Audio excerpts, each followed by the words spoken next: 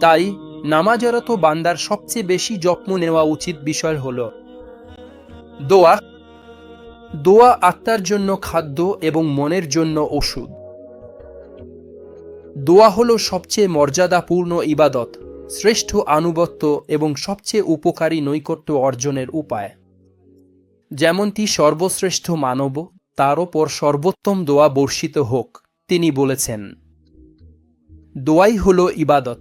আমাদের সব ইবাদত, উমরা, হজ, নামাজ কিংবা অন্যান্য ইবাদত, যদি তুমি গভীরভাবে চিন্তা করো, দেখবে এগুলোর প্রাণ ও মূল হচ্ছে দোয়া।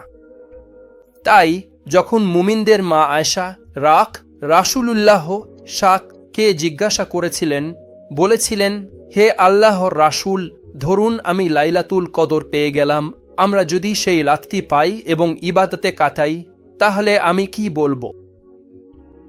তখন নবী তাকে বলেছিলেন, বলো, হে আল্লাহ, নিশ্চয়ই তুমি ক্ষমাশীল, ক্ষমা করতে ভালোবাসো, তাই আমাকে ক্ষমা করে দাও।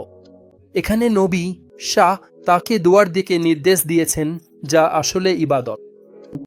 হে আল্লাহ, নিশ্চয়ই তুমি ক্ষমাশীল, ক্ষমা করতে ভালোবাসো, আমাদের ক্ষমা করে দাও। হে আল্লাহ, নিশ্চয়ই তুমি ক্ষমাশীল, ক্ষমা করতে ভালোবাসো, আমাদের ক্ষমা করে দাও। হে আল্লাহ, নিশ্চয়ই তুমি ক্ষমাশীল, ক্ষমা করতে ভালোবাসো, আমাদের ক্ষমা করে দাও।